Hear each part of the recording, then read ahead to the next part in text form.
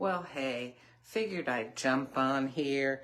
It is, let's see, 11:56 a.m. on Thursday, August 31st, 2023. This is the day after Hurricane Idalia passed right through here. Thank God we did not have the kind of damage that was expected. There's a lot of trees down in a lot of places. Still a lot of power outages. Thank heavens they got my power back on late last night, shortly before midnight. A lot of cleanup to do. I imagine there's still flooding problems in places because we had so much rain. And you know, even after rain has passed, it's still draining down and, you know, goes into the rivers and streams and all that and causes their level to rise. So anyhow, I'm doing okay. Well, I have no internet, but like I said, thank God I have power. So I discovered that my freezer, in fact, does not work like a giant ice chest. I would have been better off getting an ice chest because even the stuff in my freezer was thawing out after, I don't know, how long was the power out? I don't know, it might have been 8 hours or something. Anyhow, I rescued 8 thawed out bags of what had been frozen broccoli that were starting to leak. You know, they were those steam-in bags that you can put directly in the microwave, and they have little slits in them. Well, thank heavens I got them out of the freezer before they filled the whole thing up with broccoli juice. Oh, I know this is also lighthearted and everything because there's a lot of devastation other places. But, you know, sometimes it's nice to have something to take your mind off of things. I know this because back in 2011, my house was partially destroyed during the tornado, April 27th, 2011, in Cullman, Alabama, where a tree that was about 4 feet in diameter crashed down right on top of my house. Well, anyway, you know, so this is not my first rodeo. And I know that sometimes it's nice to have something to take your mind off of stuff. So what are some things I learned? Well, I did the stupidest thing last night. You know, let me go ahead and I'm not even wearing lipstick today. Who cares? I'm gonna make some espresso here, and I'm not going to be able to put any milk in it because, you know, it was sitting in the refrigerator warm, essentially. I mean, it was cool to the touch, but it had not been cold for a while. Anyhow, so yeah, I'll put my reading glasses back on here so I can see myself better and see who's on. Oh, hey, Rebecca, Carolyn, Kim. I see some other people. Good, almost afternoon, 1 more minute. So one of the things that happened is I was getting rid of stuff in the fridge that I knew was not going to be edible again. And one of the things I had was a big bowl of tuna salad I had made a couple days before. So I went ahead and scraped it all out into the kitchen sink, you know, down the disposal, and I turned the water on, went to turn the disposal on. Well, there was no power. I knew there was no power, but, you know, you sometimes don't connect things. It's like you have no power, you walk into a room and you automatically switch the light switch on, but there's no power. Well, I discovered that when that tuna hit the bottom of the disposal, you know, I had pushed it down, that it wasn't going anywhere. The water was just filling up the sink with... I didn't get that. Could you try again? Oh, my watch thinks I'm talking to it. Essentially with stinky tuna water. And it wouldn't go down. I tried, I stuck a spoon in there and was, you know, making the little... Sorry, I'm still not sure. Oh, for heaven's... Stop. Siri, stop. So it just wouldn't go anywhere. So I got the plunger Now, who meticulously cleans a plunger? Maybe you might sort of swoosh it around in the clean toilet water when you're done plunging a toilet, but who knows what's inside a plunger, right? Oh, I hate to think about it. So I'm plunging the sink, and finally the tuna water goes down. Well, of course, then I had to disinfect the sink and the area around it, take off my shirt because it had gotten, ugh, oh my gosh, I hate to think about it. So anyhow, yeah, always keep in mind, like try to keep in the front of your mind, I have no power. Therefore, this or that won't work. And I understand that I'm not the only person who has done these sorts of things.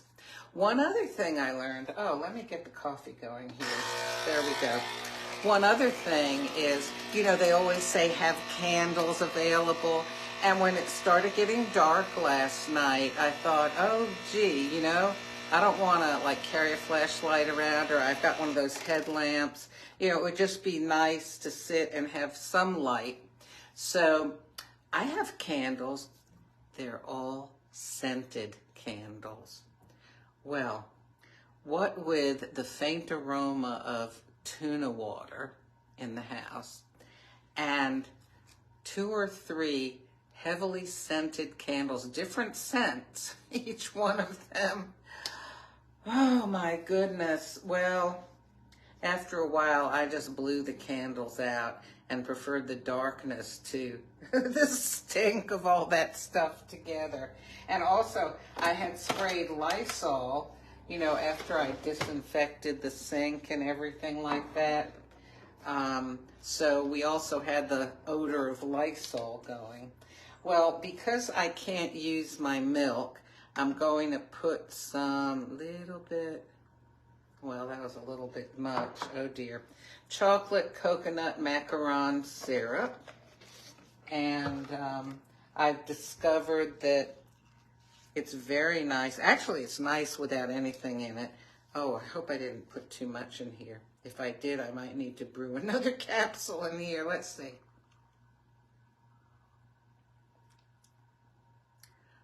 It's a little strong, but it'll be okay. Oh, I see some more names. Let's see. I see them easier with my reading glasses.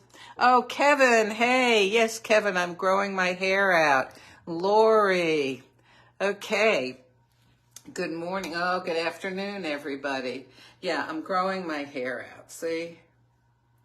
And it's very difficult. It's at an awkward stage. Anyhow, so let's see. Have I learned anything? Yeah, I've learned other things. Can't think of what they are right now. Oh, I tell you one thing I'm going to do. I always get my kids these practical kinds of things. Like I remember I had gotten my daughter Claire and her husband. It's like this collapsible plastic cube. You blow it up just like a beach ball, and it's got photoelectric, is that what you call, I don't know, those sensors on it that when light shines on it, it charges them up, and then when it's dark, if you want, you can switch it on, and the whole plastic cube lights up. It's really, really nice source of light. So they camp a lot, so I got that for them. I'm thinking I may get one for myself. I used to keep all these kinds of things in my house when I lived in Alabama because it was a, potential tornado place. They tended to have a lot of tornadoes go by there, and I always wanted to be prepared. I don't know, when I moved into an apartment here in Georgia, if I still have that kind of stuff, like I used to have, a hand crank weather radio and battery charger and lamp and all this kind of stuff. I don't know if I still have it. It's in a box somewhere, and I just haven't needed it in the 5 years that I've been here. Well, anyhow, so yeah, this storm has made me rethink some of those things, because what if I don't have to use it in 5 years? Is it worth having? Well, yeah, when you need it, it is. Anyhow, So I just wanted to get on here and share those few little things with you, and thank the Lord. In my neighborhood, there were trees that fell, but they all seemed to be in back of apartment buildings and away from the apartments or parallel to them. But I don't think any trees actually fell on the apartments. So I'm so thankful for that. And in back of my house, where there are some really tall trees, they are intact. Thank you, Lord. So in my daughter's neighborhood, unfortunately, who knows when they're going to get power. There were lots of, being a, sort of a suburban type neighborhood, a lot of houses with individual, very tall pine trees, standing up here and there. And a number of them fell. None on her property or on her house, but the ones that did fall took the power lines down with them. So they're still without power there, but my daughter and son-in-law and their kids are staying with her in-laws in another town where they've got power and they've got internet and stuff like that. Well, I think that's about all. Well, I just tell you one other thing, because I know some people can relate to this, okay? Oh, hey, Diane, Susie, good afternoon. So I came out, in the middle of the night when the power went on, and I've just got this, from having lived in Florida for a number of years, I've just got this thing about palmetto bugs. Those are those roaches that can be like that long, and they fly. And anyhow, I sort of easily get the heebie-jeebies about that kind of stuff, because, they'll like run right over you. And, every once in a while in my life, if I was laying in bed, something ran over me. I guess it's just, post-traumatic stress disorder from palmetto bugs. Anyhow, so I came out in the kitchen, and I'm just kind of looking around. All the walls are, standard apartment house white. And I see this, dark thing up on the wall. And I just thought, oh no. Like, you can kind of tell these things, they're like outdoor type bugs. And it's almost like they lift weights or something. They're very hardy. So I try not to use, bug sprays and stuff like that, but I do have one can of Raid or something like that. I've probably been using the same can for the last 5 years. That's how often I use it. Well, I went and I sprayed it, and it dropped down, and it started running, and I sprayed it again. Well, it started running towards me. Now, I could have just stepped on the thing. I mean, I had shoes on, but I started doing this, with my feet going up and down. I know how these things are. I didn't want it to run up my leg or something. Oh my gosh. So anyhow, I don't know where it is. I hope it's, under something somewhere in its death throes, because, I have respect for the creatures that God made, but some of them don't belong in my house. They need to stay outside. And, I don't know if you saw on my Facebook page, the snake came back again. Anyhow, so I have some videos of that. Well, I've gone on long enough here, okay? My gosh, what time is it? I've gone on for more than 10 minutes. So look, I hope that you have a good day. And listen, things happen in life. Is it the Marines that have that saying? Now, what is it? Improvise, adapt. No, what is it? Improvise, adapt, overcome. Improvise, adapt, overcome. So, it's okay to be upset. It's okay to cry. It's okay to have some moments of despair. But you know what? If you're alive, you pick yourself up and go on with life in the best way that you can. Because, well, Tomorrow's another day. I'm praying for y'all, and I hope that things are moving in a positive direction, or that they will be soon. I'll talk to you later.